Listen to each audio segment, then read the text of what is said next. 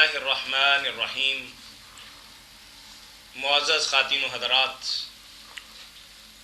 اسلامی تعلیمات کا خوبصورت ترین پروگرام فتاوی آن لائن آپ کی خدمت میں پیش ہے۔ یہ پروگرام ہر اتوار عصر تا مغرب آپ کی خدمت میں پیش کیا جاتا ہے۔ آپ کو بھی روزمرہ زندگی کے اندر دین اسلام کے حوالے سے رہنمائی کے سلسلہ میں بے شمار سوالات، خدشات اور تحفظات ذہن کے اندر آتے ہوں، اپنے اشکال ہمیں پیش کیجیے۔ ہم قرآن و سنت کی روشنی میں آپ کی مشکل کا حل پیش کریں گے، اور یہ حل پیش کرنے کے لیے میرے ساتھ تشریف فرما ہیں ملک کی معروف علمی محترم مولانا محمد اسحاق مدہ ظلہ العالی۔ جی السلام علیکم ورحمۃ اللہ۔ وعلیکم السلام ورحمۃ اللہ وبرکاتہ۔ جی فرمائیے بھائی، کیا پوچھیں گے آپ ہم سے؟ سر سوال میں نے پوچھنا تھا کہ جو ہم ٹیکسٹ بکس میں ہماری لکھا ہوتا ہے جی جی پاکستان اسٹڈیز میں بالخصوص، کہ یہ جو سندھ پر جو حملہ ہوا تھا، ہاں ہاں اسلام سندھ میں جو پہنچا، جی جی 712 عیسوی تھی، 17 عیسوی 712 عیسوی، 712 عیسوی، اور کربلا کے غالباً 680 میں کربلا ہوئی ہے سر۔ اچھا جی، تو 690 722 سال کے بعد کا واقعہ ہے۔ جی جی تو اس میں سر یہ ہے کہ اس میں یہ بتایا جاتا ہے کہ حجاج بن یوسف ثقفی جو غالباً عراق کے گورنر تھے، جی جی انہوں نے اپنے بھتیجے محمد بن قاسم ثقفی کو بھیجا سندھ میں ایک عورت کی پکار پہ کہ وہ عورت راجہ دیر کی قید میں تھی، جی جو ہندو راجہ تھا۔ تو سر اس میں یہ سوال یہ ہے کہ مطلب ہے یہ ان کے بارے میں جو تاریخ میں روایت آتی ہے کہ یہ حجاج خود بھی بڑے ظالم تھے، اور یہ مطلب پورا ایک سلسلہ ہی مطلب بڑا مظالم ڈالتا رہا۔ اور واقعہ کربلا میں آپ دیکھتے ہیں کہ رسول اللہ صلی اللہ علیہ وسلم کی جو یعنی کہ خاندان کی عورتیں ہیں، ان کو بھی یعنی کہ احترام نہیں دیا گیا۔ تو یہ یعنی اس واقعے کی بنیاد مولانا صاحب سے میں کلیئر کرنا چاہتا ہوں کہ آیا یہ واقعہ واقعی ایسا ہے، کوئی ایسی عورت اس کی قید میں تھی؟ کیونکہ بعض حضرات یہ بھی کہتے ہیں کہ یہاں پہ غالباً کچھ سادات تھے جو کہ راجہ دیر نے پناہ دے رکھی تھی، اور ان کو پکڑنے کے لیے محمد بن قاسم ثقفی صاحب کو بھیجا گیا تھا۔ چلیے آپ کے سوال کے ہم دو حصے کرتے ہیں۔ سر ایک تو آپ یہ کہنا چاہتے ہیں کہ انہوں نے اس قدر سادات پہ ظلم و ستم ڈھائے تو کس طریقے سے ایک عام عورت کی مدد کے لیے نکل سکتے ہیں؟ جی بالکل۔ اور دوسرا آپ کا سوال یہ ہے کہ در حقیقت وہ کسی عام عورت کی مدد کے لیے نہیں نکلے تھے، بلکہ راجہ داہر کی بے خونی کے لیے یا اس کو مزہ چکھانے کے لیے کہ کیسے آپ نے سادات کو پناہ دی ہے، یہ بات آپ بتا رہے ہیں؟ کیونکہ میں نے سنا کہ ایسی بھی آپ کا سوال واضح ہو گیا نا؟ جی بالکل بالکل۔ اس کا جواب دیتے ہیں مولانا۔ جی سر۔ ٹھیک ہے جی۔ میرے محترم بھائی، یہ جو تاریخی باتیں ہیں نا، ان میں سے بہت سا مواد تو بلا سندی، اور اگر سندیں بھی ہیں تو بہت کمزور اور ضعیف قسم کی ہیں، جو امام طبری وغیرہ نے اکٹھی کر دیں۔ ان کی بنیاد پر ہم اتنی بہت فیصلے کریں تو یہ کوئی مناسب بات نہیں۔ یہ باتیں اللہ تعالیٰ پر چھوڑنی چاہیے۔ جو کوئی مستند بات آئی نا سامنے، اس کو بیان کر سکتے ہیں، وہ آپ بھی پوچھ سکتے ہیں۔ یہ محمد بن قاسم جو ہے نا، کربلا میں جو کچھ ہوا اس میں اس کا دخل نہیں، نہ حجاج بن یوسف کا۔ حجاج بن یوسف اور یہ محمد بن قاسم جو ہے نا، یہ بعد میں عبد الملک اور ان کے بعد آنے والے جو نا ولید وغیرہ ان کے زمانہ میں ہوئے ہیں۔ پہلے جو ہے نا دور یزید کا اس میں نہیں تھے، نہ حجاج کوئی کسی علاقے کا حاکم تھا۔ اس لیے کربلا کا جو کچھ آپ نے بیان کیا نا، اس میں ان کا کوئی دخل نہیں، کوئی حصہ نہیں۔ بعد میں ٹھیک ہے کہ حجاج جو ہے نا، اس کو پوری امت کہتی ہے کہ وہ اپنے ظلم میں مشہور ہے، کوئی اہل سنت یا اہل تشیع میں سے نہیں جو اس کو اچھا کہ سب اس کو حدیث رسول میں آیا تھا نا کہ ثقیف میں دو ہوں گے، ایک کذاب ہوگا، ایک مبیر ہوگا، خون بہانے والا ہلاکو۔ تو اس کو ہی کہا گیا ساری امت نے کہ مبیر یہی ہے حجاج بن یوسف، جس نے 1,20,000 تو ترمذی شریف میں آتا تھا، جس کو فرش پر لٹا کر چھری سے ذبح کروایا، جنگوں میں جو مروایا اسے۔ اس کے علاوہ نا بہت ظالم ہے۔ اسی لیے نا عمر بن عبدالعزیز رحمۃ اللہ علیہ کہتے تھے کہ اگر امتوں کے فرعون آئے نا تو ہماری امت کا فرعون جو ہے نا حجاج بن سب سے بڑھ جائے گا، اتنا ظالم کوئی نہیں ہوا۔ باقی یہ محمد بن قاسم اس کا داماد تھا، بھتیجا تھا۔ اس کے بارے میں جو ایک بات ہے نا، یہ قصے جو نا آپ نے بیان کی، ان میں نہیں ہم پڑھیں گے کیونکہ ان چیزوں کی اتنی بنیاد نہیں۔ جو راویوں پر کتاب ہے نا، تہذیب و تہذیب 12 جلدوں میں امام ابن حجر عسقلانی نے لکھی، جنہوں نے بخاری کی شرح لکھی، انہوں نے لکھا عطیہ بن سعد اوفی کے حالات میں حدیث کے عالم کہ حجاج نے اسے لکھا اپنے بھتیجے کو کہ عطیہ کو برا کر یہ کہو کہ وہ حضرت علی رضی اللہ عنہ پر لعنت کرے، اور اگر وہ ایسا نہ کرے تو 400 کوڑا اس کو مارو۔ اس نے بلایا تو اس نے عطیہ نے کہا یار ساری عمر جس سے محبت کی، اب میں تمہارے کوروں کی ڈر سے اس کو لعنت کروں؟ تم نے جو کرنا کرو۔ تو وہاں پھر آتا ہے کہ اس نے 400 کوڑا مارا، حالانکہ زنا کی سزا بھی اللہ نے 100 کوڑا، 400 کوڑا، اور سر بھی مونڈ دیا بیچارے کا۔ وہ پھر عراق چھوڑ کر نہ خراسان کو چلا گیا، جب تک عباسیوں کا انقلاب نہیں آیا، بنو امیہ کا تختہ نہیں اٹھا، وہ بیچارہ واپس نہیں آیا۔ یہ ایک کارنامہ اس کا جو نا اتنے بڑے حدیث کے عالم نے لکھا۔ اس لیے یہ کوئی اچھے لوگ نہیں ہوئے، انجام بھی ان کا بخیر نہیں ہوا۔ جب دوسرا خلیفہ پھر سلیمان آیا، کیونکہ اس کے خلاف تھے یہ کہ یہ نہ آئے، یہ جرنیل اس کے مخالف تھے، یہ ولید کے بعد اور کو چاہتے تھے۔ اب وصیت تھی عبد الملک کی، وہ آ گیا، اس نے پھر سب کو بلا کر نہ موسیٰ بن نصیر کو بھی افریقہ سے، اس کو بھی بہت بری طرح مارا۔ اس کو تو گھوڑوں کے پیچھے باندھ دیا نا، گھوڑے دوڑائے گئے، ہڈیاں چور ہوئیں۔ محمد بن قاسم پھر بہت بڑی موت مرا۔ اور وہ جو موسیٰ بن نصیر تھا وہ بہت بوڑھا ہو گیا تھا، افریقہ کا فاتح تھا، اس کو صرف اتنی سزا دی کہ جائیداد ضبط کر لی، بھوکا کنگال ہو گیا۔ پھر وہ بازاروں میں بیچارہ روٹی مانگتا، رندہ بھی ہو گیا تھا، تو لوگوں نے پھر اس کو اس حال میں دیکھا کہ وہ آواز لگاتا تھا کہ لوگوں فاتح افریقہ پر رحم کرو اور کوئی روٹی کے لیے مجھے پیسے دے۔ بہت بری حالت سے مرا۔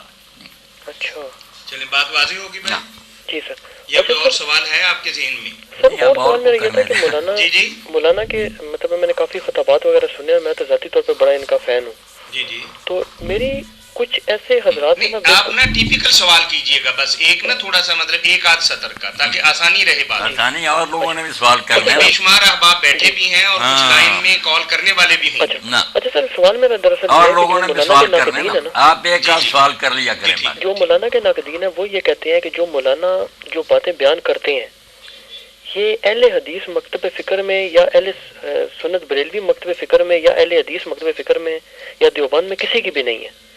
وہ حضرات یہ دعویٰ کرتے ہیں کہ ہم نے جب اپنے عالموں سے مولانا کی بات کی ہے کہ وہ جیسے مولانا فرماتے ہیں جی کہ بھی شیعہ کافر نہیں ہے، یا صحابہ کو یہ کہنے سے کوئی کافر نہیں ہوتا، یہ نہیں ہوتا، وہ نہیں ہوتا، تو وہ کہتے ہیں جی کہ یہ صرف مولانا کو یہ بات کیوں سمجھ آئی، ان سے پہلے کیوں نہیں عالموں کو یہ بات سمجھ آئی؟ ٹھیک ہے، اس کا بھی مختصر جواب، اس کا مختصر جواب دے دیتے ہیں، پھر کسی دوسرے دوست کو۔ یہ جو ہے نا کہ صحابہ کرام رضوان اللہ علیہم اجمعین کو گالی دینے سے کوئی کافر نہیں ہوتا، بلکہ صدیق اکبر اور حضرت عمر فاروق کو دینے سے بھی یہ کوئی میں نے انوکھی بات کہی۔ جتنے فقہ اور فتاوے ہیں حنفیوں کے، دوسروں سب نے لکھا کہ یہ یار صرف ایک گناہ ہو سکتا کہ گالی دینا، بلکہ قتل کرنا بھی جو ہے کہ جس نے حضرت عثمان رضی اللہ عنہ کو قتل کیا یا حضرت علی کو، کون ان کو کافر کہتا؟ گناہ گار ہی ہے نا۔ کافر ہونا کوئی آسان ہے؟ کافر تو تب ہے جب وہ اعلان کر دے کہ میں نہیں رسول اللہ کو نبی مانتا۔ اب جو حضرت علی رضی اللہ عنہ کا قاتل ہے، اس کے حالات تو پڑھے تو وہ اپنے وقت کا بہت بڑا عابد زاہد آدمی تھا، سارے مصر کو اس نے قرآن پڑھایا، اور حضرت عمر کے زمانے میں اس نے علاقے فتح کیے، بڑا نیک آدمی تھا، مگر رنج میں آ گیا کہ اس معاویہ علی نے کیا یہ فساد برپا کر رکھا۔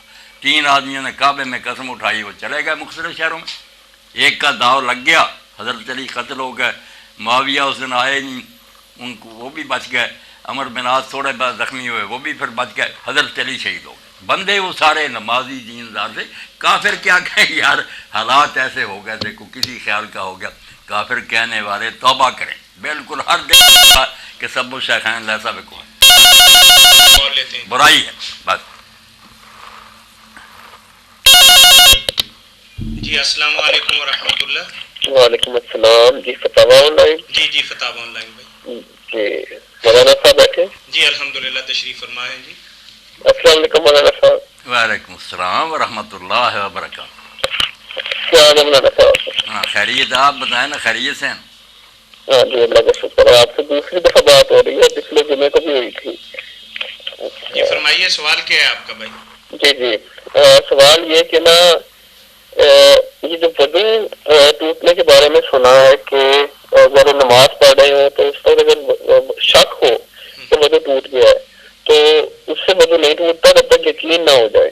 تو یہ صرف نماز پڑھتے ہوئے ہی بات ہے یا جب ایک نماز پڑھنے دوسری کا انتظار کر رہے ہو اس وقت اگر ایسا شک ہو تو اس میں بھی یہی صورتحال ہوگی؟ یعنی آپ کا سوال یہ ہے کہ اگر آپ کا شک دوران نماز ہے تو پھر کیا عمل ہے، اگر نماز کے بعد دوسری نماز کے انتظار میں آپ ہیں یہ کیفیت ہوگی تو پھر کیا حکم ہے؟ جی بالکل، یہی سوال ہے نا سر آپ کا؟ ہاں جی چلیے ٹھیک ہے۔ ایک بیماری ہے میری بھائی کہ آدمی نا پاگل ہو جائے، گھر وقت وہم میرا ہے، شاید میرا وضو ہے یا نہیں، رکھنے کتنی ہوئی، ان میں آدمی اگر پھنس جائے نا اس کے پیچھے. بات کلیئر نہیں آ رہی جی. آواز کلیئر نہیں آ رہی. آواز کلیئر آنی چاہیے. اچھا آ رہی ہے اب؟ جی کچھ مولانا صاحب کی ذرا کام آتی ہے، باقی آپ کی زیادہ صحیح آتی ہے. بھائی سامنے ہی رکھ دیتے اگر اس سے کام نہیں کرنا. ٹھیک ہے. ہاں تو یہ وسواسی جو ہو جاتے ہیں نا لوگ، یہ بہت بڑا روگ ہے، اس سے پناہ مانگنی چاہیے. اسی لیے اللہ کے رسول اللہ علیہ السلام نے یہ بات کہی کہ جب تک بو نہ آئے یا آواز نہ سنو اس وقت تک وضو نہیں ٹوٹتا. وہم میں پڑے رہو گے نا وضو ٹوٹ گیا تو شیطان اس طرح پاگل بنائے گا کہ آپ کو پھر تسلی ہوگی ہی نہیں کہ میرا وضو ہے. اس کے لیے ابن قیم رحمۃ اللہ نے کتاب لکھی اغاثۃ الافان کہ عبادت گزار لوگوں کو اتنے پاگل پن میں مبتلا کرا بس اسے جان نہیں چھوٹتی. وضو کرنے بیٹھیں گے لوٹوں پر لوٹے بہا رہے ہیں، یہی نہیں تسلی ہوتی کہ سنجا ہوا یا نہیں. اس لیے حضور نے جو یقینی بات کی کہ جب تک تمہیں پکا یقین نہیں نہ ہوتا کہ ٹھا ہوئی ہے یا ہوا آئی اور بو ہے، سمجھو وضو ٹھیک ہے. یہ نماز کے اندر بھی اور باہر بھی شک میں نہیں پڑھنا، یقین پر بنیاد رکھنی چاہیے. شک کوئی ٹھیک ہے جی. چلیں بارک اللہ فیک. بہت اچھا ایک اور آسان ہے، یقین پر کہ بنیاد. نا یہ دلیل دی جاتی ہے میلاد النبی کے بارے میں کہ جب رسول پاک صلی اللہ علیہ وسلم مکہ سے مدینہ تشریف لائے تھے تو صحابہ کرام نے بڑا جشن منایا تھا. تو وہ کہتے ہیں کہ جب رسول صلی اللہ علیہ وسلم دنیا میں تشریف لائے تھے تب ہم کیوں نہ جشن منائے؟ میرے بھائی جو ہے نا یہ جشن وغیرہ کہتے، جشن سے کسی نے بھی کبھی نہیں منایا. مدینہ شریف میں بھی آ گیا تو کچھ عورتیں اوپر سی چھتوں پر، کو مرد جو تھے بازاروں میں تھے وہ یہی کہتے تھے حضور کے ساتھ تو تھے. آپ کئی دن قباء میں ٹھہرے، پھر مدینہ میں آئے، لوگ لینے کے لیے گئے، ساتھ ہی وہ اتنا ہی کہتے جا محمد جا، اللہ کے رسول آ گیا. نہ کوئی جھنڈیاں، نہ گھوڑے، نہ اونٹ، کوئی نہیں، نہ کوئی جشن. اور جشن تو تب ہوتا جو یہ منا رہے کہ ہر سال جب آتا نا ہجرت کا دن، پھر مرد عورتیں گلیوں میں نکلتے اور اسی طرح مناتے، پھر ان کی بات میں کچھ وزن ہوتا. حضور علیہ الصلوۃ والسلام پیدا ہوئے تو اس موقع پر اگر دادے نے عقیقہ کر دیا تو کرنا ہی چاہیے، سارے کرتے. مگر ہر سال پھر عبد المطلب اور اس کا گروہ کوئی مکے میں جلوس نکالتا تھا، کوئی خوشیاں کرتا تھا. ہمارے یہاں بھی بچہ پیدا ہو ایک دن خوشی ٹھیک ہے جب وہ پیدا ہوا، مگر ہم سالگرہ منانے لگے ہندو ہو گئے. بالکل اسلام میں جو یہ بہانے کرتے نا تم بچوں کا مناتے ہو، بھائی وہ بھی غلط ہے، اس کو روکو. خدا کے تم دلیل بنا دیتے ہو. بچوں کی جو سالگرہ مناتے ہو وہ اسلام میں کا سالگرہ لفظ ہی ہندوؤں کا، کوئی اسلام کا لفظ نہیں. اس لیے بنا الفاسد ار الفاسد، ایک غلط بات لے کر اس پر ایک اور ردہ رکھ لینا کوئی بات نہیں. جو جشن مناتا ہے سالگرہ جھوٹا ہے، کیوں کیک کاٹتے. جب پیدا ہوا تھا اس دن خوشی، مگر سال کے بعد وہ دہراتے رہنا میں بوڑھا ہو گیا پھر میرے بچے خوشیاں کریں، بابا جی کا عقیقہ کرو، کرنے کی بات ہے. تو کوئی عقل کی بات کریں. جب رسول کریم علیہ السلام دنیا میں آئے ان کے خاندان والوں نے خوشی کی، مگر ہمارے لیے جو اصل خوشی ہے نا جشن کوئی نہیں، وہ نبوت کی خوشی. آپ قرآن میں دیکھ لیں جہاں احسان بتایا نا پیدائش کا کوئی ذکر نہیں کیا. لقد من اللہ علی المؤمنین اذ بعث فیہم، اللہ نے احسان فرمایا جب حضور کو نبی مقرر کیا. اور اس طرح یعنی جو صحابہ نبوت ملی نا وہ ہمارے لیے اصل خوشی کی بات. ورنہ لوگ پیدا ہوں فوت ہوں اتنا جہان آتا، کیا خوشی ہمیں. اگر حضور نبی نہ ہوتے اور قریشی کتنے تھے، آپ کو نبی مقرر کیا تو نبوت سے حضور سے ہمارے سردار ہیں، آپ کے ہم پیرو ہیں. اور اصل جو ہے نا جشن وہ کوئی نہیں کہ جشن منائے، وہ یہ ہے کہ جو آپ دے گئے اس کو ہم سیکھیں، اس پر عمل کریں، اپنے گھروں میں عمل کرائیں اور اس کو پوری دنیا میں غالب کرنے کے لیے کوشش کریں. یہ آپ سے محبت کا تقاضا ہے. اگر واقعی حضور کے آپ دیوانے ہیں. چلیں بھائی بہت شکریہ آپ کے کال. تانا خیزت مانگے حق لال میں گھر مسلمانی میں آسائی میں. جب تک پوری دنیا میں لا الہ الا اللہ محمد رسول اللہ کا وعدہ بلند نہیں ہوتا ہمیں آرام سے نہیں بیٹھنا چاہیے. یہ محبت ہے. کتابیں لکھو، یونیورسٹیاں بناؤ، ایسے ادارے قائم کرو، حکومتیں اسلامی لاؤ جو پوری دنیا میں حضور کو بلند کرے. یہ جھنڈیاں جڑیاں پڑھتے روزے نہیں رکھتے، جھنڈی ہے جی. جزاکم اللہ وسلم. السلام علیکم ورحمۃ اللہ. السلام علیکم. جی وعلیکم السلام ورحمۃ اللہ. یہ وہ آن لائن نمبر ہے جی مولانا صاحب کا؟ آن لائن نمبر ہے. اچھا میں تجمل حسین بات کر رہا ہوں گوجرا سے. جی فرمائیے بھائی. جی خیریت سے. اچھا سوال یہ ہے مولانا صاحب سے جی جی کہ اکثر اکثر ان سے سنا ہے کہ جو خلف الامام فاتحہ پڑھے وہ بھی اپنی جگہ بعض دلائل میں ٹھیک، جو نہ پڑھے وہ بھی ٹھیک، کہ جس نے پڑھی ہے اس نے پڑھ لی اور جس نے نہیں پڑھی اس نے سنی ہے امام سے. ہلو، ٹھیک ہے، میں سمجھ گیا سر کہ آپ کا سوال یہ ہے کہ امام اگر نماز پڑھا رہا ہے اور جہری نماز ہو، یہی کہہ رہے ہیں نا آپ؟ جی میں عرض یہ کر رہا ہوں نا کہ وہ تو ہو گیا کہ جس نے پڑھی ہے وہ بھی ٹھیک نہیں. اگر آدمی اقتدا میں گیا ہی اس وقت ہے کہ فاتحہ پڑھی جا چکی ہے، سورت پڑھی جا رہی ہے، تو اس وقت تو نہ اس نے سنی نہ اس نے خود پڑھی، پھر اس کا کیسے فیصلہ ہوگا؟ جی بتاتے ہیں مولانا. جمل صاحب، اس سورہ فاتحہ پر اصرار اور ضد نے نا اتنے دین میں نا مسئلے کھڑے کر دیے جن کا اندازہ نہیں. جن میں سے ایک تو یہی ہے جو آپ نے کیا کہ نماز ہے جہری، امام اونچی آواز سے پڑھ رہا اور سورہ فاتحہ سے آگے گزر گیا. یہ جب آ کر شامل ہوا تو آگے پڑھ رہا سورت قرآن کی. اب قرآن بھی کہتا سنو اور حضور بھی کہتے ہیں قرآن پڑھا جائے سنو. چلو فاتحہ کی بات تو رکھ، پہلے سے ہوتا تو فاتحہ پڑھ لیتا ساتھ ساتھ تو کچھ گنجائش ہوتی، مگر اب اتنا اندھیر اور یہ ظلم کہ قرآن امام پڑھ رہا تم اس کے مقتدی، تم سونی گئے. کیوں اس کے مقتدی بنے؟ وہ قرآن پڑھتا ہے، میں نے دیکھا اپنے ساتھ کھڑے لوگ الحمدللہ رب العالمین. جمل بات سنا کرے نا، بات شروع کرتے پھر آپ چپ نہیں نہ کرتے. اس لیے دیکھیں نا کہ وہ آگے ہے چلا گیا، یہ قرآن ساتھ پڑھتا ہے. کوئی ہے امام کی اقتدا والی بات؟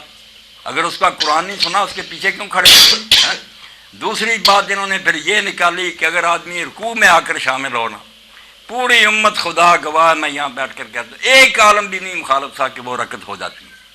فاتحہ پڑھنے والے بھی مانتے تھے، نہ پڑھنے والے بھی مانتے تھے کہ کھڑے کھڑے کی بات الگ ہے. رکوع میں جو آدمی شامل ہو گیا نا اس کی رکعت صحیح. کوئی صحابی اس کے خلاف نہیں تھا، کوئی امام خلاف نہیں تھا. اسی لیے ابن تیمیہ رحمۃ اللہ نے بھی لکھا کہ اس پر تو امت کا اجماع.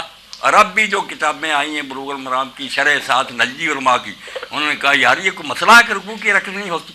کیوں نہیں ہوتی؟ پوری امت کا اعتقاد ہے کہ ہوگی. باقی اللہ کی مرضی ہے کہ فاتحہ پڑھی یا نہیں پڑھی. دیکھیں نا سادہ سی بات ہے، ہم سفر کر کے اب آئے، زور اثر کی 4 رکھتے ہیں، ہم نے 2 پڑھی ہیں. وہ 2 جو باقی ہیں وہ کم فرض ہیں، وطن میں وہ بھی فرض ہے برابر کی، مگر سفر میں اللہ نے قبول کر 2. اسی طرح کھڑے کھڑے فاتحہ پڑھو نہ پڑھو اللہ کا بحث کروں گا، مگر رکوع میں مل جانے پر کوئی عالم اختلاف نہیں رکھتا. یہ تو حضور کے پیچھے اس طرح لوگ ملے ہیں کہ پیچھے سے صف میں آ کر بھی نہیں، پیچھے سے انہوں نے سمجھا حضور رکوع میں چلے گئے، رکعت چلی جائے گی، اللہ اکبر کا رکوع کیا، چلتے بھی آئے پڑھتے بھی آئے، اور بعد میں بھی یہ کیا. یہ کہتے نہیں حضور نے منع کر، نہ بہت صحابی بعد میں بھی یہی کرتے تھے کہ دیکھا مسجد میں داخل ہو گئے، جماعت رکوع میں چلی گئی. یہ 10-15 صفوں میں علامہ البانی صاحب نے سارے آثار اکٹھے کرے کہ دیکھو کوئی ہے ایسا جسے اٹھ کر پڑھ کے مڑ کر. تو یہ فاتحہ پر ضد نے نا کئی باتیں من گھڑت شروع کرا دی. اب مسئلہ رہ گیا فاتحہ کا، وہ سن لیں. یہ تو رکوع کی رکعت ٹھیک ہے، جو فاتحہ کے بعد آ کر شامل ہو ایک لفظ نہ فاتحہ کا پڑھے، قرآن سنو. پہلے سے جو شامل ہے اس کے لیے 3 راستے ہیں. اگر وہ پڑھے گا ساتھ ساتھ مگر سکون کے ساتھ وقفوں میں، امام الحمدللہ رب العالمین کہہ کر چپ ہو جائے، تھوڑا سا وقفہ کرے، چلو یہ آرام سے پڑھ لے. یہ ابو ہریرہ عبادہ بن صامت رضی اللہ عنہ کا طریقہ تھا. یہ کوئی بڑی بات نہیں، پڑھ لے، آگ نہیں پڑے گی منہ میں.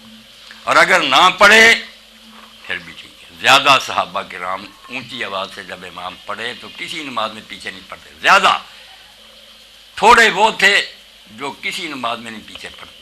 ان میں جو کاتب وحی ہے نا، جس سے قرآن حضرت ابوبکر عمر نے لکھوائے حضرت زید بن ثابت، اور جس کو امام بخاری نے کاتب وحی لکھا، کسی دوسرے نے کبھی لکھا جو حضور کے پاس اصل کاتب تھا نا وہ زید، وہ کسی نماز میں امام کے پیچھے نہیں پڑھتے جیسے ہم ٹھیک ہے.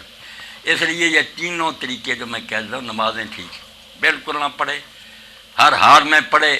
اور اگر ایسی رکھتے ہیں جن میں امام اونچی پڑھتا ان میں آرام سے اس کا سنیں، جن میں آہستہ پڑھتا ان میں پیچھے سورت بھی پڑھے فاتحہ بھی پڑھے. یہ ہے عدل کی بات ہے تیسری. مگر اگر دونوں دوسرے بھی کرے نا کہ ہر حال میں پڑھے بالکل نہ پڑھے، کوئی نہیں کہہ سکتا اس کی نمازیں. اس لیے جو بڑے سے بڑا بھی عالم نا کتاب لکھتا فاتحہ پر، وہ پہلے لکھتا ہے کہ یہ 3 گروہ سے صحابہ کرام. بہت شکریہ. جب آپ نے مان لیا کہ صحابہ 3 طرح کے، کس کی نماز کو کہو گے نہیں ہوئی؟ سب کی ٹھیک. جزاک جی اللہ حسن. کرو. جی السلام علیکم ورحمۃ اللہ. وعلیکم السلام. جی میاں طاہر صاحب کیا حال ہے آپ کا؟ جی اللہ کا احسان بھائی, بالکل خیریت. اسد بخاری بات کر رہا ہوں اسلام آباد سے. جی فرمائیے بھائی. مولانا صاحب بیٹھے. الحمدللہ تشریف فرما ہے.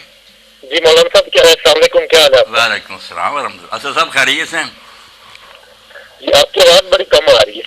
اچھا چلیں آپ کی آواز ہمیں سنائی دے رہی ہے, جب آپ سوال کریں گے تو پھر انشاءاللہ پراپر جواب دیں گے. جی ٹھیک ہے ٹھیک ہے.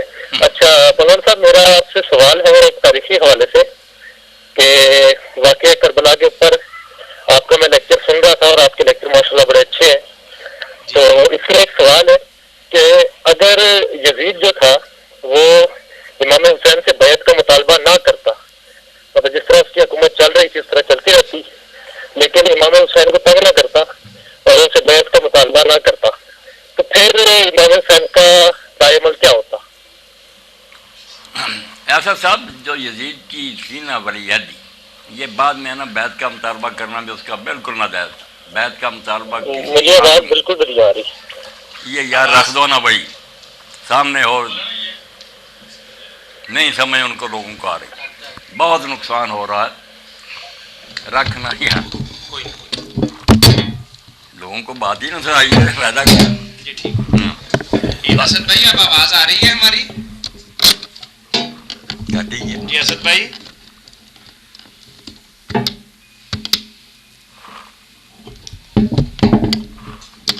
نہیں جی السلام علیکم. نہیں ایسا صاحب کا کٹ گیا.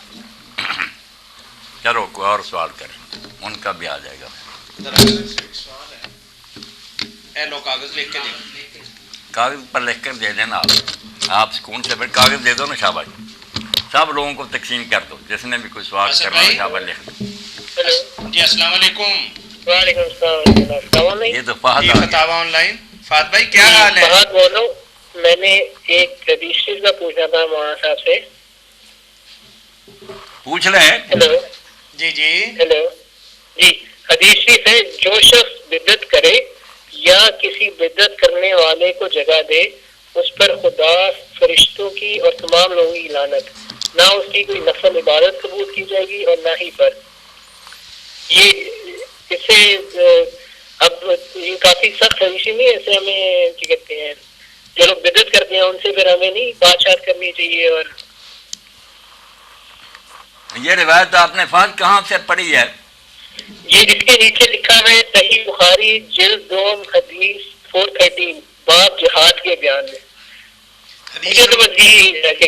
حدیث کا نمبر کیا بتایا فہد بھائی آپ نے؟ حدیث 413 باب جہاد کے بیان میں. وہ موٹی سی بھی رکھا کریں 6 کتابوں میں. جی انشاءاللہ 413. فہد بھائی ایسا کر سکتے ہیں کہ آپ اسے اگلے اتوار تک کے لیے پینڈنگ کر لیں. نہیں اگلے اتوار تک کیوں پینڈنگ کرنا, سن لیں.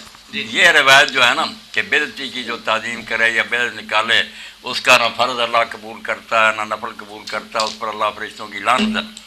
یہ اگر بدعت کے بارے میں کہا نا جو یہ لوگ نئی باتیں نکالتے ہیں تو یہ ابن ماجہ وغیرہ میں ہیں, مگر ان میں سے فہد بھائی کوئی صحیح نہیں, ایک روایت بھی صحیح نہیں, سب یا موضوع ہے من گھڑت یا ضعیف ہیں. ایسی باتیں نہیں کرنی چاہیے. مدینہ کے بارے میں جو آپ نے کہا نا کہ جو مدینہ شریف میں احداث کرے یا اس کو پناہ دے, جو بخاری کی آپ کہہ رہے ہیں اس پر اللہ فرشتوں کی لعنت سارا کچھ ہے, وہ احداث کی بات. احداث عام طور پر ہم بدعت کو کہتے ہیں, بدعت نہیں بری حرکتیں کہ مدینہ میں خون ریزی کرے, زنا کرے, بدماشیاں کرے, لوگوں کو مارے, مدینہ میں خراب کام کرے یا اس کی مدد کرے. جیسے یزیدی لشکر نے مسلم بن عقبہ نے آ کر کس طرح مدینہ کو 3 دن لوٹا, لوگوں کو قتل کیا, گھر جو سے برباد کیے, ایسے لوگوں کے بارے میں آپ نے کہا ان پر لعنت ہے. اور یہ بھی کہا کہ جیسے نمک پانی میں گھل جاتا نا وہ گل جائے گی. اسی طرح وہ مکہ کو جاتے ہوئے چند دن بعد یہ بری موت مر گیا اور پیچھے یزید بھی مر گیا. علماء نے لکھا کہ دیکھا پھر حضور کی بات سچی ہوئی کہ جو مدینہ والوں پر ظلم کرے گا اس کا یہ انجام ہو. وہاں یہ بدعت جو ہے نا, جو ہمارے دوست یہ نئی باتیں نکالتے ہیں, ٹھیک ہے میں اس کے خلاف ہوں, یہ انہیں کوئی حق نہیں ہے, مگر یہ وہ نہیں باتیں جو ان پر اللہ فرشتوں اور رسولوں کی لعنت ہے اور جن کا فرض نفل نہیں قبول کرے گا, ان پر نہ غریبوں پر لگایا کریں. یہ بے خبر ہیں, نا واقف ہیں دین کی, انہیں سمجھ نہیں, اس لیے یہ اپنی نادانی سے یہ باتیں نکالتے ہیں. مگر ابن تیمیہ رحمۃ اللہ علیہ اتنے بڑے حق کہنے والے اور ذرا لحاظ نہیں کیا, انہوں نے بھی لکھا کہ یہ جو کام یہ کرتے ہیں ایک طرف تو یہ بدعت ہے، اس کا وبال بھی ہوگا کہ نئی کام کیوں نہیں، ایک طرف محبت رسول بھی ہے کہ حضور کی محبت ہے، اللہ اس کو بھی تولے گا۔ اس لیے کئی لوگ بیچارے جو ہے نا سادہ، وہ اپنی محبت کی وجہ سے اللہ سے نام لے لیں گے، ان کی نیتیں نیک ہیں۔ کوئی شرارتی مولوی فسادی جو جلوس وغیرہ نکالتے ہیں وہ پکڑے جائیں گے۔ کوئی عدل کیا کرو، یہ سارے لوگ کو کافر نہیں نا، یہ پھر گستاخ ہے بے علم۔ وہ جو مکہ مدینہ میں کہا نا احداث، وہ نکال کر دیکھیں، وہ برے حرکتیں کہ ظلم، قتل، غارت، لوٹ مار، اس کو کہا کہ جو ایسا کرے گا، مدینہ کہا ہے وہاں سے رسے گا، یا وہاں اس کو پناہ دے گا ظالم کو، اس پر فرشتوں کی لعنت۔ وہ بخاری کی حدیث ہے، ان کا ذکر ہے۔ یہ بدعت نکال والے جو ان کا صاحب بدعت دوسرا لفظ ہے، وہ نہیں، موضوع روایت ہے، کوئی صحیح۔ چلیے بہت شکریہ شاہد آپ کے کال کرنے، جزاکم اللہ حسن۔ جی السلام علیکم ورحمۃ اللہ۔ جی السلام علیکم ورحمۃ اللہ۔ بولتا ہی کوئی؟ جاوید صاحب۔ اچھا جی جاوید صاحب۔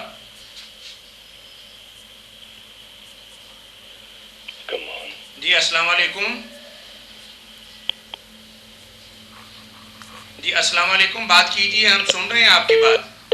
نہیں، لائن میں پرابلم۔ مولانا بدعت کے بارے میں جب تک سوال نہیں آتا، گر کی بات جو میں آپ کو بتا دوں گا وہ جی السلام علیکم ورحمۃ اللہ۔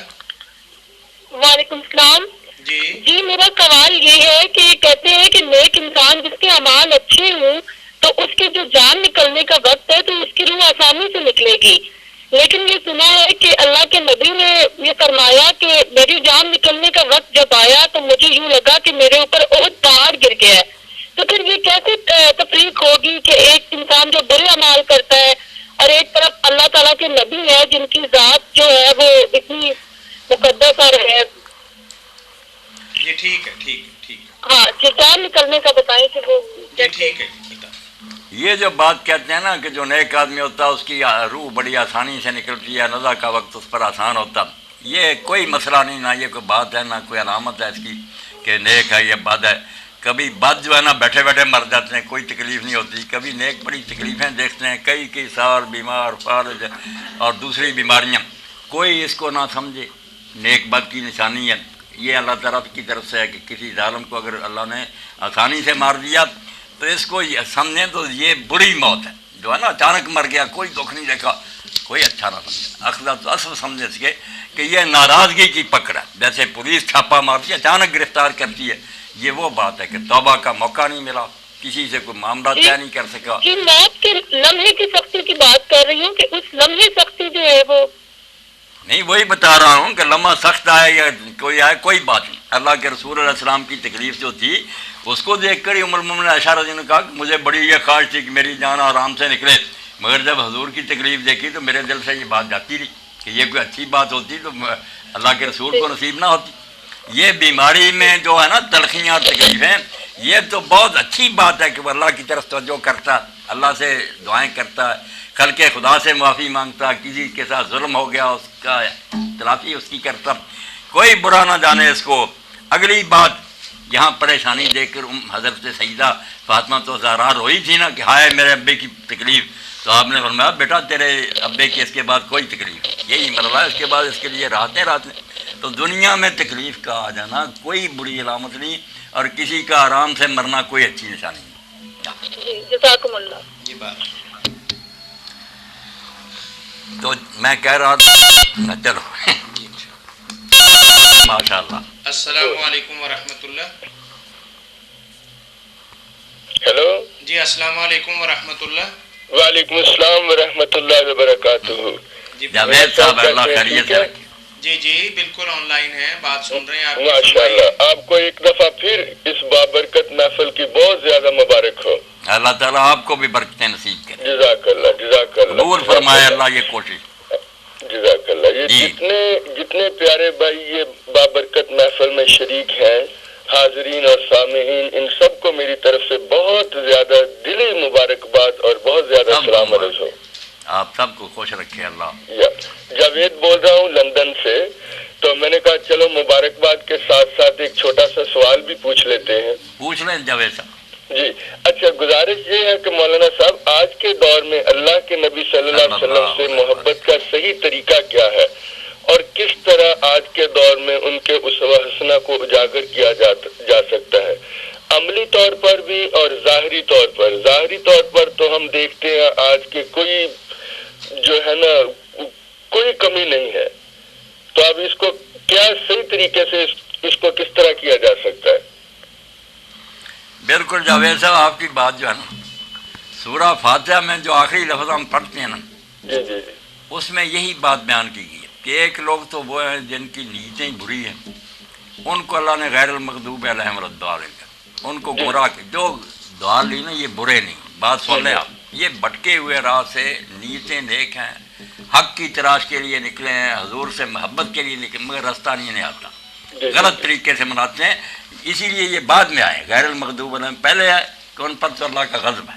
یہ صرف ناواقف ہیں، بے خبر ہیں، ان کی نیتیں نہیں بری، بہت محبت کرنے والے. ہم کیوں کہیں محبت نہیں کرتے، مگر صحیح راستہ نہیں جانتے کہ حضور کی محبت کا طریقہ کیا ہے.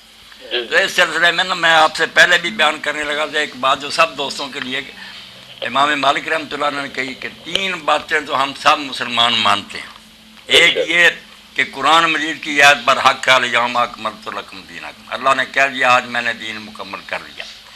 اس مکمل دین میں جاوید صاحب جو بات نہیں، اب کوئی کہے یہ بھی دین کی بات ہے تو وہ کہتا ہے کہ اللہ تعالیٰ نے جھوٹ بولا، ابھی تو یہ چیزیں اس میں پڑھنے والی تھی، پہلے ہی مکمل کس طرح ہو گیا. پہلا ظلم تو یہ ہے کہ قرآن کی اس آیت کا مخالف ہے جو کہتا ہے نئی بات اب سمجھ میں آئی، یہ بھی اچھی ہے، اچھی ہوتی تو اس دن اندر ہوتی دین کے، جس دن یہ اعلان ہوا تھا کہ آج دین مکمل ہو گیا. اس کے بعد دوسری بات ہے کہ دین تو اللہ نے مکمل کر دیا، معاذ اللہ حضور نے پورا نہیں پہنچا. یہ بھی امام مالک کہتے ہیں، اللہ کہتا ہے یا ایھا رسول بلغ ما انزل الیک، پہنچا دے سارا، وَإِن لَّمْ تَفْعَلْ فَمَا بَلَّغْتَ رِسَالَتَهُ، اور اگر تو نے ایسا نہ کیا تو نے خدا کا پیغام نہیں پہنچایا، تیری گرفت ہوگی. اب اگر کہیں حضور نے معاذ اللہ اس مکمل دین میں سے کچھ نہیں بتایا جو اب آہستہ آہستہ ہم دریافت کر رہے ہیں تو کافر ہی ہوگا. رسول اللہ کو کہا کہ آپ نے پورا دین نہیں پہنچایا. اور تیسری سورہ، یہ سارے بدعتی میری سنیں، جتنے علماء شرم کریں کہ یہ اللہ جھوٹا جو کہتا ہے دین مکمل کر دیا، یا رسول اللہ معاذ اللہ مجرم ہے کہ انہوں نے پورا دین نہیں پہنچایا، یا صحابہ کرام خائن ہیں، بددیانت ہیں کہ حضور سے سارا سن لیا درمیان میں سے گم کر دیا. جب یہ تینوں باتیں ہم نہیں مان سکتے اور مانیں تو اسلام سے نکل جائیں تو پھر بدعت کا کوئی جواب نہیں. جو کہتا نا یہ اچھی چیز ہے وہ اللہ کو جھوٹا کہتا ہے کہ دین مکمل نہیں تھا، ابھی رسول کو جھوٹا کہتا ہے کہ اس نے. اتنا بڑا جرم ہے کہ ان لوگوں کو اگر عقل آ جائے توبہ کریں، صرف وہ کام کریں جو رسول اللہ نے بتایا، ایک بات بھی نہیں نہ کریں. اور جو مثالیں دیتے ہیں گھوڑے پر چڑھتے ہو، ٹانگے پر چڑھتے ہو، جہازوں پر، بھائی یہ کوئی دین ہے؟ یہ ثواب کی بات ہے. سکھ بھی چڑھتے ہیں، ہندو بھی چڑھتے ہیں، یہ کیا بات ہوئی؟ یہ عادات کہلاتی ہیں. ان کو عادات، دنیا کی طریقے، جو عبادات ہے نا کہ اس میں ثواب ملے گا، اللہ خوش ہوگا، رسول، وہ ہے حصہ جو مکمل ہوا تھا. اس میں نئی بات داخل کرو گے نا اسلام سے نکل جاؤ. بالکل ثابت کرو یا رسول اللہ کے زمانے میں ہوا، ورنہ تینوں باتوں کے مخالف، دین کے مکمل ہونے کے منکر، رسول اللہ کے دین پہنچانے سے انکاری، اور صحابہ کرام کے دین کو چھپانے کے اقراری. توبہ کرو. اسی لیے بدعت کو بہت برا کہا گیا کہ بدعتی لوگ جو ہے نا ان پر اللہ اور رسول جو ہے ناراض ہیں. دنیا کے معاملوں کی باتیں نہ کرو. مولانا آپ نے اینک لگا دو، اینک تو ہندو بھی لگاتا. اگر ثواب کی بات تو ہم انہیں کہا دروش بھی ہمارے ساتھ پڑھو، نماز پڑھو. انہوں نے کہا نہیں مولوی صاحب یہ آپ کا دین کا کام. دین اور دنیا میں یہ تقسیم یاد رکھیں کہ جس میں کافر مسلمان سب شریک ہونا وہ دنیا کو اچھا چلانے کی عادت ہے. اس میں ہمیں حضور نے کھلی اجازت دے دی. جب کھجور کی پیوند کا معاملہ آیا فرمایا انتم عالم امر دنیا، دنیا کے کام تم آپ بہتر جانتے ہو، یہ مجھ سے کیا پوچھ رہے ہیں. اس میں کھلی چھٹی، ٹریکٹر سے کریں، ہل سے کریں، کوئی نہیں دین کو رکاوٹ. جب دین کی بات آپ کریں گے کہ یہ رکھنے پڑیں، یہ جشن منائیں جس سے اللہ رسول خوش ہوگا، جنت ملے گی، پھر یہاں سے پکڑیں گے آپ کہ یہ دکھاؤ حضور کے زمانے میں تھا. اور اگر نہیں تو دین نامکمل رہ گیا تھا تو ہم اس کو مکمل کرتے. اس لیے دین کے شعبہ میں کوئی نئی بات لعنت ہے اس پر. من احدث فی امرنا ھذا فہو رد. فرمایا ہمارا یہ کام جو ہے جو نبیوں کا، اس میں نئی بات جس نے نکالی اس کے منہ پر ماری جائے گی اور اس کا کوئی ثواب نہیں ہوگا، عذاب ہوگا. یہ ایک نقطہ آپ کو میں نے سمجھا دیا. دین اور دنیا ہر وقت دھوکہ دیتے ہیں کہ آپ پھر جہاد پر کیوں سوار. بھائی وہ کافر مومن سب کرتے ہیں، وہ دنیا کی زندگی اچھے طریقہ سے بسر کرنے کی بات ہے، اس میں ہمیں دین کوئی نہیں روکتا، نہ اس میں بدعت ہوتی ہے۔ بدعت ہے اس شعبہ میں جو ثواب و عذاب کی بات ہے، اس میں نئی بات کرو گے دکھانا پڑے گا کہاں سے لیا تم نے یہ۔ چلو اللہ جزاک آپ کو۔ اب تو ایسے لگتا ہے مجھے کہ یہ ظاہری طور پہ اتنا یہ ہو گیا ہے کہ جس کی کوئی انتہا نہیں ہے۔ اتنا اسراف اور ٹی وی فضول پہ خرچی، دیکھ رہا تھا، پتہ نہیں کتنے ہزار کلو کا انہوں نے کیک بنایا ہے اور کیا کیا کچھ ہے۔ تو مجھے لگتا ہے کل کلانکوں کو اللہ کا بندہ نکلے گا، وہ کہے گا باہر نکلو سارے، یہ بھی عید ہی ہے تو اس کی بھی نماز پڑھے۔ بالکل جاوید صاحب آپ کی بات کے مطابق یہ تو جبکہ یہ سب جو آپ نے کہا نا عید پڑھیں، شروع کے سال تو کیا شروع کے کئی 100 سال تک کوئی ایسی چیز نظر ہی نہیں آتی دور دور تک۔ نہیں یہی بات ہے جاوید صاحب، جو فوت ہو گئے اللہ انہیں معاف کرے، مولوی محمد عمر اچھروی، انہوں نے یہ کہا تھا کہ جب یہ عید ہے تو میدان میں نکلو، 2 رکعتیں پڑھا کریں، خطبہ دیا کریں۔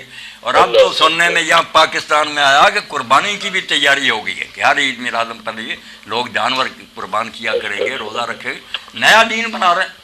اور کوئی نہیں سوچتے کہ جس نبی کی محبت میں یہ کر رہے ہیں علیہ الصلوۃ والسلام، اس نے یہ کیے، اس کے صحابہ نے کیے، تم ان سے زیادہ محب ہو اللہ کے رسول کے۔ انہوں نے جو آپ کے نمونے کی پیروی کی، دین سیکھا، اس پر خود عمل کیا اور اس کو لے کر دنیا میں نکل کھڑے ہوئے کہ اس کا جھنڈا لہرائیں گے، کفر کی حکومتوں کو ہم برباد کریں گے اور اسلام کو غالب کریں گے۔ یہ تھا حضور سے محبت کا تقاضا۔ کہاں کرتے تھے کہ جھنڈیاں لگا لو اور لڑکے لڑکیاں ناچ لیں، بس محبت ہوگی، توبہ۔ یہ کون سی محبت؟ نماز نہیں پڑھنا، حج نہیں کرنا، زکوٰۃ نہیں دینا، اور بس یہ ایسے کام کر کے نا اپنے دل کو خوش کر لیتے ہیں کہ ہم نے بڑے عاشق اللہ اپنا۔ جتنے بھی اس اللہ کے نبی صلی اللہ علیہ وسلم کے سے محبت کے دعوے سے جتنے بھی مجالس ہو رہی ہیں، یہ ساری دیکھیں مکس مجالس ہیں، جس میں عورتیں بھی مرد بھی سارے۔ ہاں ہمارے ہاں جو ریلی نکلی ہے لاہور میں طاہر القادری صاحب کی، لڑکیاں بھی تھے لڑکے تھے، اکٹھا جلوس نکالا۔ اللہ تعالیٰ ہماری ایک طرف تو یہ لوگ بحث کرتے آتے ہیں کہ حدیث لوگ جو کہتے ہیں نا عورتیں اور بچیاں جو ہے نا عید کے لیے میدان میں کہتے نہیں وہ زمانہ گیا، اب لوگ بدل گئے، وہ سنت کو نہیں مانتے اور یہ اپنا جو ریلیوں میں نکال رہی ہیں یہ عید سے اچھی ہے۔ بہت زیادہ شکریہ، کوئی خوف خدا بہت نہیں۔ زیادہ لوگ جو ہے نا ایک مدت سے منتظر تھے کہ کب یہ خیر کا کام پھر شروع ہو۔ الحمدللہ ہم سب کی طرف سے آپ کو دلی مبارکباد اور اللہ تعالیٰ سے دعا ہے کہ اللہ تعالیٰ آپ کے اس عمل کو مطلب اخلاص نیت کے ساتھ صدقہ جاریہ کے طور پر قبول و منظور فرمائے۔ ہم سب کی طرف سے بھی آپ کو بھی دلی مبارکباد۔ اللہ جزا دے۔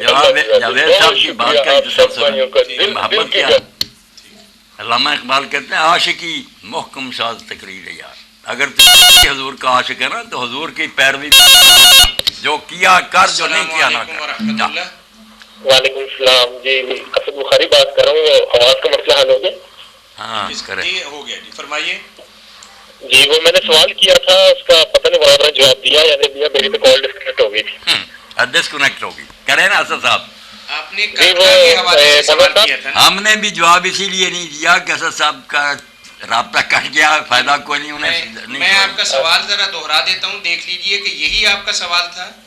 جی جی ضرور۔ آپ نے فرمایا تھا کہ یزید اگر امام حسین رضی اللہ تعالیٰ عنہ سے بیعت کا نہ کہتا تو شاید یہ وقوع نہ ہوتا، اور پھر امام کا وہاں کردار کیا ہوتا کہ اگر وہ ان کو انسسٹ نہ کرتا، پاور کے ذریعے ان کو بیعت میں لانے کی کوشش نہ کرتا، تو پھر تو امام کا رویہ کیا ہوتا؟ یہ آپ نے پوچھا ہے نا جی؟ جی یہ اصل میں تھوڑی وضاحت کر دوں، میں سوال اس لیے پوچھ رہا ہوں کیونکہ یہ واقعہ اصل میں ہمارے لیے مشعل راہ ہے۔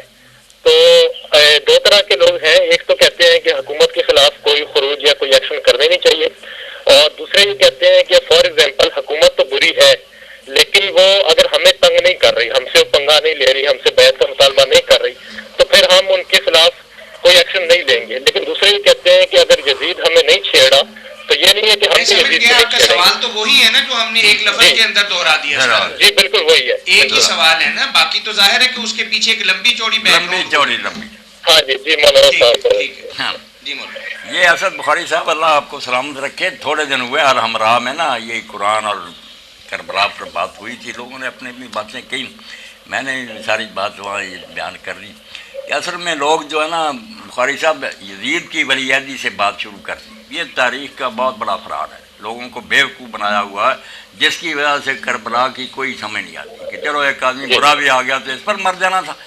میں نے وہاں جب 20 سالہ دور کا بیان کیا نا کہ جو امام حسین نے گزارا حضرت معاویہ کے زمانے میں، اور یہ کہتے رہے کہ مجھ پر جہاد فرض ہے اس کے خلاف، اور مجھے سمجھ نہیں آتی کہ میں اللہ کی عدالت میں کیا جواب. یہ ایک نازک بات میں کہہ رہا ہوں. یزید اس کے مقابلے میں صفر ہے، اس نے کچھ بھی نہیں کیا. حضرت معاویہ نے جتنے بے گناہ صحابہ کو مارا اور ان کی جائیدادیں ضبط کی اور دین کی مٹی پلیٹ کی، زکوٰۃ بدلی، حج بدلا، نماز کے اوقات بدلے. کوئی حدیث کی کتاب میں تو دیکھے قیامت آئی ہوئی.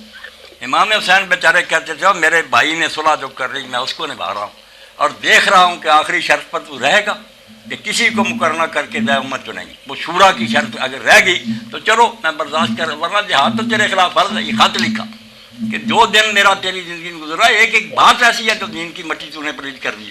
جہاد کون سا فرض نہیں. یہ سارا لیکچر سننا، بخاری شریف سے لے کر کتابیں کہانی، پتہ چلے کہ یزید کو کیوں روتے. پہلے کیا تھا؟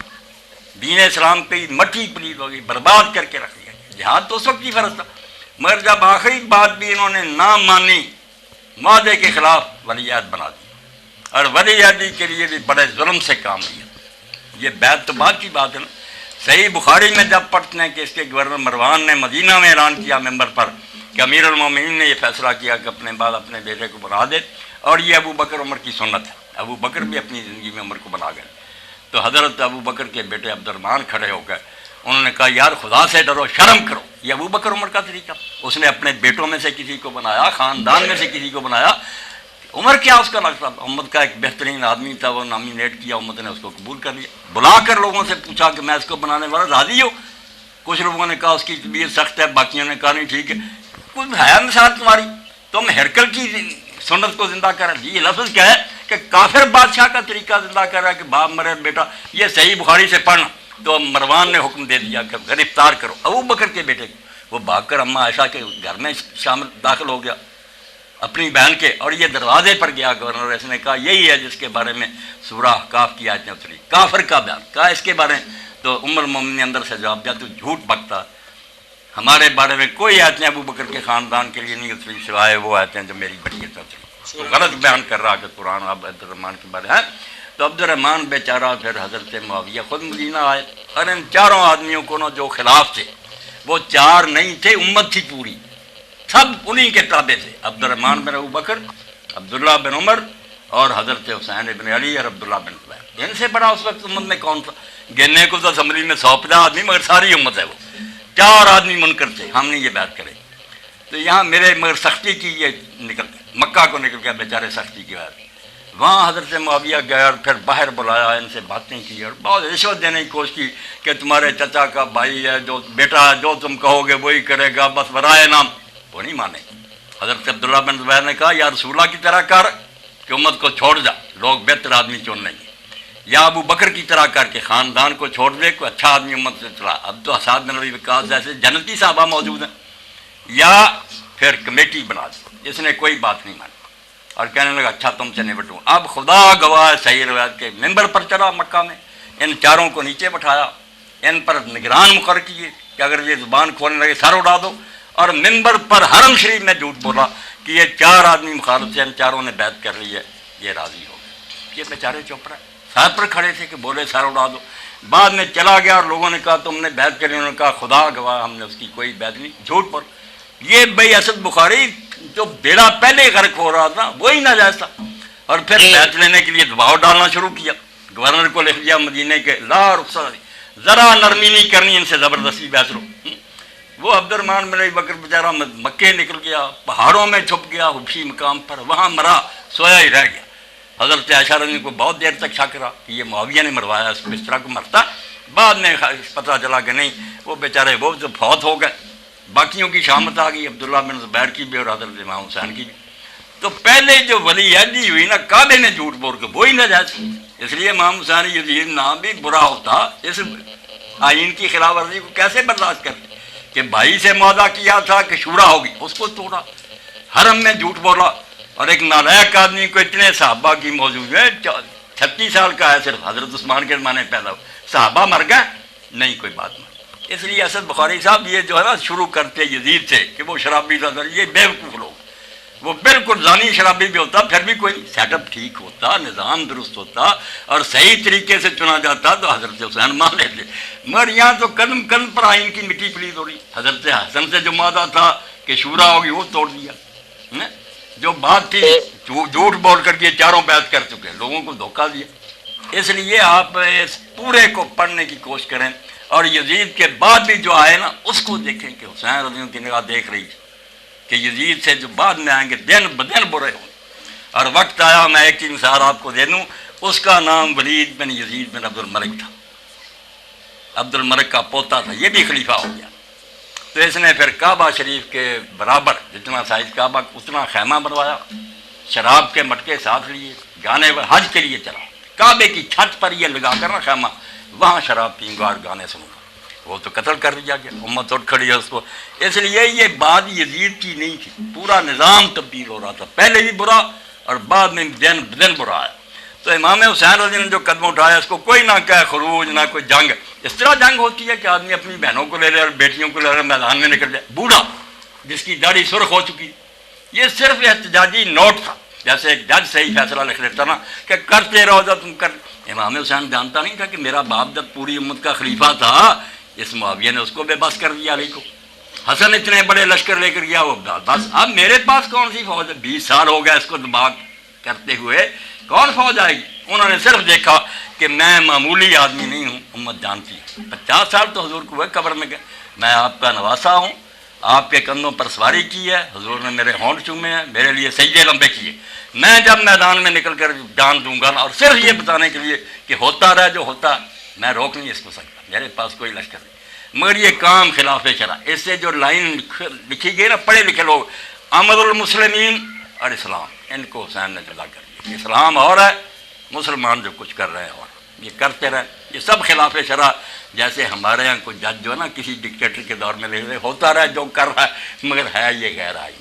تو امام حسین کے فیصلے کی برکت ہے کہ آج تک کوئی عالم جرت نہیں کر سکا کہ حضرت معاویہ کے دور کو, یزید کو چھوڑو, خلافت راشدہ نہیں کر سکا. بالکل فیصلہ ہو گیا کہ بادشاہی تھی مسلمانوں کی مگر اسلام سے ہٹ کے. ہاں حسین بس بخاری سمجھے بالکل نہ. بخاری صاحب آپ کراس ٹاک نہیں کریں گے, نہیں, بہت لمبا ہو گیا, میں نے آپ کو بہت وقت دیا. بارک اللہ, بہت شکریہ. میں اسلام آباد آ رہا ہوں انشاءاللہ, وہاں ملاقات کرنا, وہاں ہوگی بات. اللہ ایک سوال اور کر سکتا ہوں میں؟ نہیں بھائی نہیں کر سکتا, نہیں بار کریں گے, میں نے مفصل آپ کی بات بیان کی, کیونکہ آپ کے لیے کافی لمبا ٹائم مل گیا. بہت بہت میں نے دیر تک, ساتھیوں نے بھی سب سنا. کیونکہ آپ کا سوال بھی ایک بہت تمہید چاہتا تھا اور بڑی تفصیل بھی چاہتا تھا, لیکن مولانا نے کوئی تشنگی نہیں رہنے دی. اس پر اصل بخاری میرے بھائی میں ایک شعر جو اقبال نے کہا نا, وہ کے اندر ربطہ رہ گیا. تا قیامت کا کوئی بات نہیں, اگلے ہفتے کریں گے نا. موج خون ہے کسی ایک موضوع کے لیے اگر ہم اپنے پروگرام کو مختص کریں گے نا تو پھر ہمارے لیے چلنا مشکل ہوگا. اس کے لیے آپ علیحدہ ملا کریں نا, سمجھ گئے نا ہماری بات, علیحدہ ملا کریں, گھر پر بھی فون کر لیا کریں, انشاءاللہ آپ کی بات سنیں. مولانا یہ مطلب تاریخی سوالات ہیں تفصیل طلب ہے, یہ بھی دین ہی. جی السلام علیکم ورحمۃ اللہ. وعلیکم السلام, شکر ہے. امین صاحب بول رہے ہیں. سر مناتے ہی بڑے بڑا معاملہ ہو گیا میرے ساتھ. بات ہے یار, یہ تو آپ نے نیگیٹو جملہ کہہ دیا. کہہ دیا ماشاء اللہ, مبارک ہو سب تو پہلے سے خیر مبارک ہے. شروع کر دے. دوسرا جڑی گل کرنی, میں نے ایگزیکٹ ٹائم جگہ میں میرے واسطے ڈیڈیکیٹ کر دیا. فون تے بعد چ گل کر لیں گے نا, ہن تسی اپنے مطلب دی گل کرو. میں سوال کرنے لگا جی کرو. حضرت اپنا فیصلہ آباد کی ہمارے وہ جو محترم دوست ہے نا کفید احمد آٹی, انہوں نے پیغام ایک SMS کیا کہ اس وہ پیغام عید میلاد النبی کیا ہے, 23 سالہ دور نبوت میں تھی کیا, یہ 23 سالہ دور نبوت میں تھی, 30 سالہ دور خلافت میں تھی, اس کا خطبہ کیوں نہیں ہوتا, اس کی نماز کیوں نہیں ہوتی, شرعی حیثیت کیا ہے, فرض واجب یا نفل, احکام حضور, اس کے احکام حضور نبی کریم صلی اللہ علیہ وسلم کیوں نہیں بتائے. آج کا مسلمان اس کو کیوں ضروری سمجھتا ہے, کیا وہ صحابہ کرام سے زیادہ عاشق ہے؟ یہ میں بتا دوں کہ اس کو میں نے ریسینڈ کیا بہت سارے لوگوں کو, تو ایک بندہ نے بریلوی ذہن کا ہی ہوگا, وہ میرا دوست ہے, اس نے مجھ پر لال بھیجی کہ لال تو ہے अच्छा आपको सलाह मिलना था, आपने जब सही दीन की बात की। और कफील अहमद साहब ने भी ठीक लिखा, उन्होंने सवाल सही पूछे कि सहाबा के था, यानी नहीं था, अब अमीन इसलिए शाह साहब, हजूर अब ने आपने कोई नहीं इसका बोलना। जवाब नहीं बता। अब आप मौलाना का जवाब सुन लेना। बिल्कुल कोई हजूर के ज़माना में नहीं था, सहाबा के नहीं था, दीन में इसका कोई निशान नहीं। बाकी अल्लाह के रसूल को सच्चा मानना, उनकी बातों पर ईमान लाना, जो उन्होंने फरमाया उस पर अमल करना, उसको आगे फैलाना और आप पर दरूद व सलाम भेजना, ये हमारे ऊपर लाज़िम है। बाकी ठीक है, हर वक्त आप अल्लाह के रसूल को दाद दें, उनकी शान में कसीदे पढ़ें, मगर ये बात जो कि साल के बाद यहाँ मुझे याद आता कि हिंदुस्तान में एक बड़े वलीउल्लाह गुजरे इसी दौर में, मौलाना फजल रहमान गंज मुरादाबादी, और बड़े बड़े आलम जो थे ना, ये जाकर उनके सामने बैठते थे। उन्होंने इसलिए अमीन शाह कि मेरी तहज्जुद ना रह जाए, छत के नीचे नहीं सोए, सारी उम्र खुले मैदान में, और सिर्फ ऊपर टेंट लगा देते थे कि हीट की वजह से ना नींद ना आ जाए, मरते दम तक अल्लाह के वली थी। तो किसी ने उनसे मिलाद का पूछा, उन्होंने कहा यार तुम्हें इस साल के बाद याद आता कि नबी दुनिया में आए थे, हम लम्हा लम्हा हर सांस के साथ याद रखते हैं कि हजूर ने ये फरमाया, उलमा से पूछते हैं, उस पर अमल करते हैं। हमें तो रसूल आया कि लम्हे के लिए नहीं भूलते, तुम साल बाद याद करते हो झंडियाँ लगाकर, बस फारक।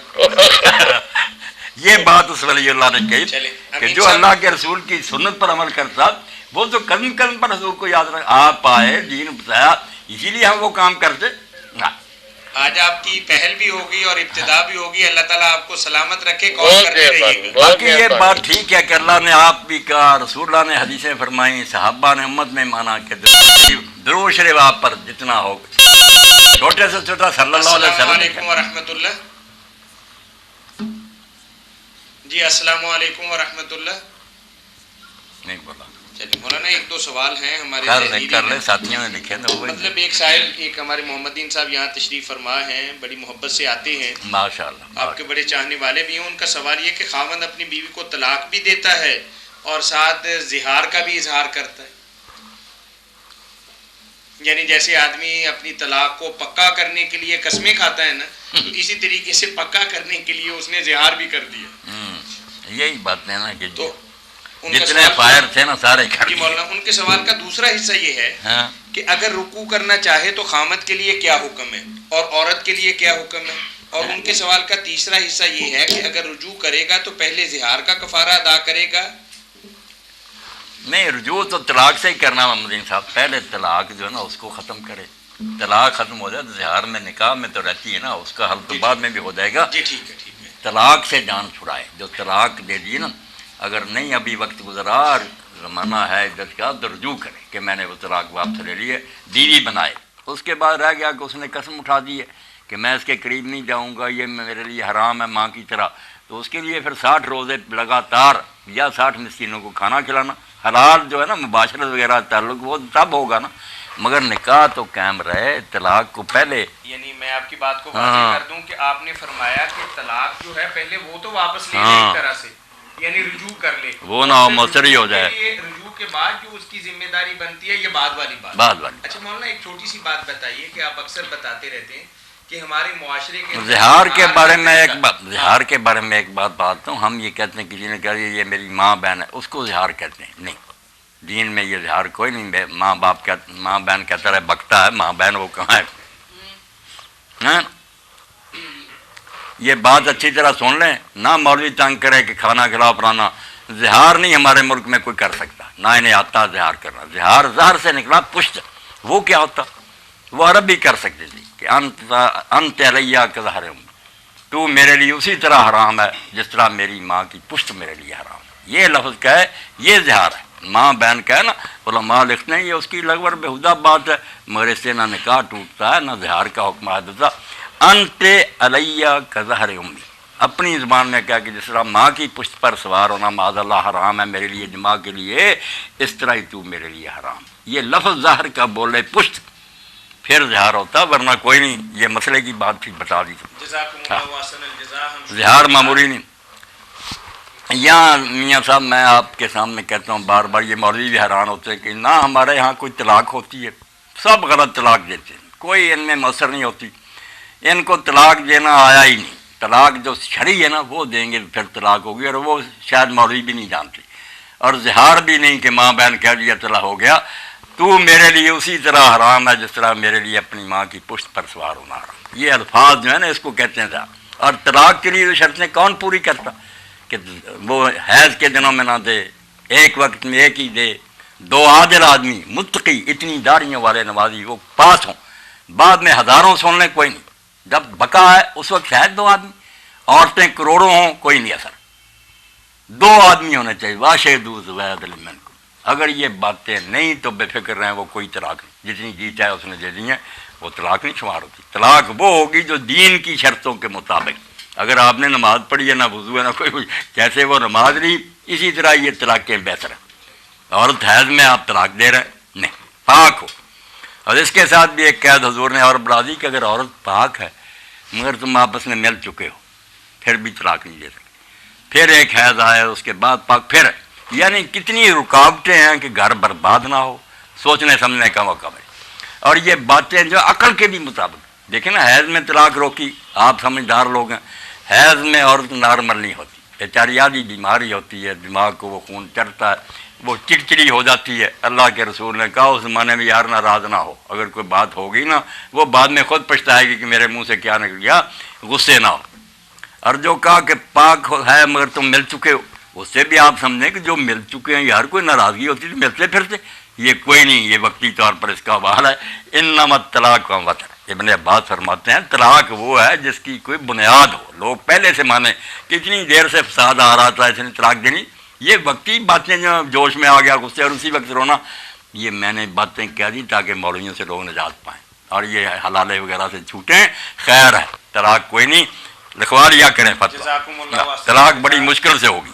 ہم شکر گزار ہیں مفتی اعظم پاکستان کے جو طلاق کے حوالے سے امت مسلمہ کی رہنمائی فرما رہے تھے اور فون کالز پہ بہنوں اور بھائیوں کو تسلی بخش قرآن و حدیث کی روشنی کے اندر جوابات مرحمت فرما رہے تھے۔ فتاوی آن لائن اسلامی تعلیمات کا پروگرام ہر اتوار عصر تا مغرب آپ کی خدمت میں پیش کیا جاتا ہے۔ آپ بھی اپنے مسائل کے حل کے سلسلہ میں ہمیں کال کر سکتے ہیں۔ کال کرنے کے لیے ہمارا ٹول فری نمبر ہے 08001117777۔ اس کے ساتھ ہی ہمارا پروگرام اختتام پذیر ہوتا ہے۔ اگلے اتوار پھر آپ کی خدمت میں حاضر ہوں گے، اس وقت تک کے لیے ہمیں اجازت دیجیے۔ اللہ حافظ، السلام علیکم ورحمۃ اللہ وبرکاتہ۔ وعلیکم